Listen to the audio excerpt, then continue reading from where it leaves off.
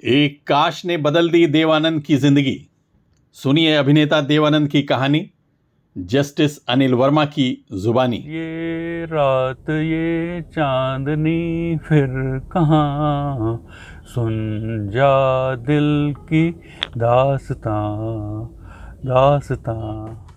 भारतीय सिनेमा में 6 दशक से अधिक समय तक रुपहले पर्दे पर अपने हुनर, अदाकारी और रूमानियत का जादू बिखेरने वाले सदाबहार हीरो देवानंद की आगामी 26 सितंबर 2023 को जन्म शताब्दी है। वो मेरे फेवरेट हीरो थे। देव साहब ने कभी अपनी एक फिल्म में एक गीत गुनगुनाया था, मैं जिंदगी का साथ निभाता चला गया, हर फिक्र को धुएं में उड़ाता चला गया। और शायद यही गीत उनके जीवन को सबसे अच्छी तरह से परिभाषित भी करता है। मैं देवानंद साहब को भारतीय सिनेमा के एक लीजेंड के रूप में याद करूंगा, क्योंकि देवानंद, राज कपूर और दिलीप कुमार साहब, ये 3 लोग थे जिन्होंने भारतीय फिल्म की जो दिशा थी इन्होंने निर्धारित की। और देवानंद साहब उनमें बड़े प्रमुख थे। उनकी एक अलग स्टाइल थी अपने काम करने की, और वो उन्होंने अपना पूरा जीवन फिल्मों के लिए समर्पित किया। 1941 में वो फिल्मों में एंट्री की उन्होंने, और 2005 तक, जब तक वो जीवन पर्यंत वो फिल्मों में जुड़े रहे। इतना बड़ा कंट्रीब्यूशन है उनका कि मैं उन्हें भारतीय फिल्म के, समझिए कि मैं उनको संस्थापक के रूप में याद करना चाहूँगा कि उन्होंने एस्टेब्लिश किया, भारतीय सिनेमा को एक ऊंचाइयों तक पहुँचाया। किस तरह से उनकी फिल्में अगर आपको याद आती हैं तो किन रोल को आप कौन से उनके रोल हैं जो आपको दिल को छू जाते हैं और उनको याद करना पसंद करेंगे उस रोल से? मुझे देवानंद साहब की सबसे जो फिल्म पसंद है वो गाइड में उन्होंने एक राजू गाइड का रोल किया था। राजू गाइड है वो किस तरीके से एक गाइड के रूप में आगे बढ़ता है, और फिर उनका वहीदा रहमान से प्यार होता है। और शुरू में तो उनका एक व्यक्तिगत स्वार्थ रहता है कि वो प्रेम में आगे बढ़ते हैं, लेकिन बाद में जब वो साधु वेश में आ जाते हैं और चाहे वो जनता को दिखाने के लिए, तो उनका हृदय परिवर्तन होता है और एक नई दिशा वो देते हैं। और बड़ी इस मामले में वो फिल्म बड़ी क्रांतिकारी फिल्म थी। मुझे उनका वो रोल बहुत पसंद है। इसके अलावा ज्वेल थीप में उनका बहुत शानदार रोल था। गाइड के अलावा टैक्सी ड्राइवर में, जिसमें उनकी रियल वाइफ भी थी कल्पना कार्तिक जी, शीला रमानी जी, इनका बहुत ज़बरदस्त रोल था। मैं उनको इन फिल्मों के लिए याद करूँगा। बाजी, उनकी देव साहब की आप पुरानी फिल्मों को आप देखेंगे, ब्लैक एंड वाइट एरा की, तो आप देखेंगे कि उनकी एक अलग स्टाइल थी। उन दिनों जो हीरो रहता था वो केवल एक आदर्श रूप में रहता था, लेकिन देव साहब की फिल्मों में आप देखेंगे कि वो जेब कतरे भी रहते थे, अपराधी भी रहते थे, और सब कुछ रहते हुए एक अपराधी के दिल में भी एक अच्छे इंसान की तरह कैसे दिल धड़कता है, और वो कैसे इन देश और समाज की परिस्थितियों पे काबू पा के आगे बढ़ता है। एक अलग ही मैसेज रहता था। एक वो जो अपन ने आगे के दौर में जो देखा है कि अमिताभ बच्चन ने एंग्री यंग मैन का रोल किया, बाकी सब किया, वो उस एरा की वो शुरुआत थी देखा जाए तो। कौन से रोल जो है आप उनको, जैसे कौन से डायलॉग हैं या कौन से गाने से उनको जो है आप याद करेंगे और आपके दिल में बसा रहता है, या जहन में कोई ऐसा कोई गाने को आप कर सकेंगे? या फिर मैं उनको 3 देवियों का एक गाना है, कोई सोने के दिल वाला कोई चांदी के दिल वाला, वो मुझे गाना बहुत पसंद है।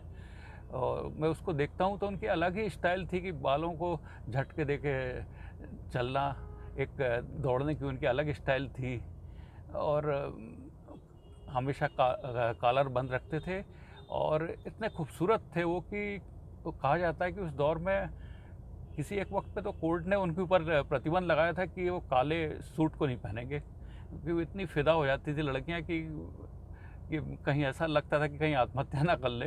इतना उनका ग्लैमर था, बहुत क्रेज था उनका। और दूसरे अगर कुछ हीरोइंस के साथ उनका जो है, जिस तरह से जिनके साथ बड़ा कामयाब उनका करियर रहा, किस तरह से उनको किससे आप जो है जोड़ना? उनकी शुरुआत में अगर अपन देखें तो जिद्दी, इसमें विद्या फिल्म थी, इसमें सुरैया जी के साथ उनका बहुत ज़बरदस्त रोल था। बाद में उनके बड़ा उनको व्यक्तिगत जीवन में भी एक प्रेम संबंध में वो सुरैया जी के साथ रहे, और बड़ी शिद्दत से उन्होंने आखिरी तक निभाया। हालांकि उनकी शादी नहीं हो पाई कई कारणों से, और जीनत अमान के साथ उनकी बहुत फिल्में थीं। वहीदा रहमान के साथ उन्होंने बहुत अच्छे रोल किए, हेमा मालिनी के साथ किए। अब आप देखेंगे कि कई पीढ़ियां गुजर गईं, 2 पीढ़ियां गुजर गईं हीरोइंस की, लेकिन देव साहब वो उतना ही यंग बने रहे और उनके मन में एक युवकों जैसा उत्साह था। वो फिल्मों में उनको हमेशा जीवंत रखता था।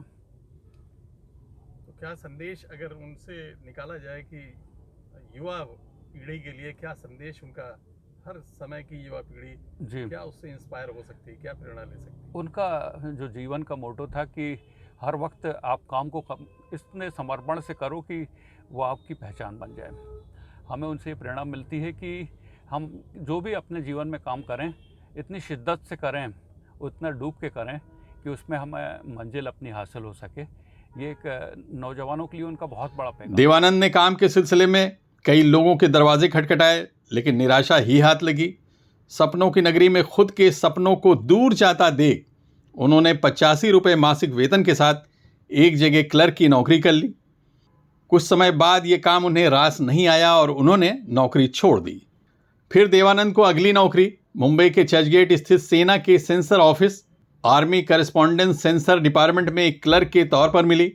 वहां उनका काम सेना के अधिकारियों के लिखे लेटर्स को पोस्ट करने से पहले पढ़ने का था।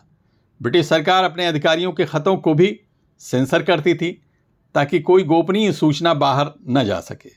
हालांकि इसमें ज़्यादातर चिट्ठियां वो ही होती थीं जो सेना के जवान अपनी पत्नी या फिर प्रेमिकाओं को लिखा करते थे। इस काम में उनका मन रम गया क्योंकि उन खतों को पढ़ना उन्हें बहुत अच्छा लगता था। सेंसर ऑफिस में काम करने के लिए देवानंद को 165 रुपये मिलते थे, जो उनकी सभी ज़रूरतों के लिहाज से ज़्यादा थे। लेकिन धीरे धीरे उनको लग रहा था कि वो अपने सपनों से पीछे जा रहे हैं।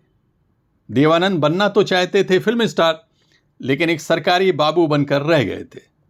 वो उस नौकरी को छोड़कर आगे बढ़ना चाहते थे, लेकिन कोई रास्ता दिखाई नहीं दे रहा था। इसी उलझन के दौरान उनके हाथ एक ऑफिसर का लिखा खत लगा, जिसने देवानंद को आगे बढ़ने का रास्ता दिखाया। उस खत में ऑफिसर ने अपनी पत्नी को लिखा था, काश मैं अभी ये नौकरी छोड़ सकता तो सीधे तुम्हारे पास आता और तुम्हारी बाहों में होता। इस खत की एक लाइन, काश मैं अभी ये नौकरी छोड़ सकता, ने देवानंद को नए हौसलों और नई ऊर्जा से भर दिया और उन्होंने तुरंत ये नौकरी छोड़ दी और निकल पड़े अपने सपनों को पूरा करने के लिए। ये पूरी कहानी जस्टिस अनिल वर्मा जी ने लिखी है। इसका अगला अंक आपको जल्द ही देखने को मिलेगा। Abid Naqvi, press 9 news, Mumbai.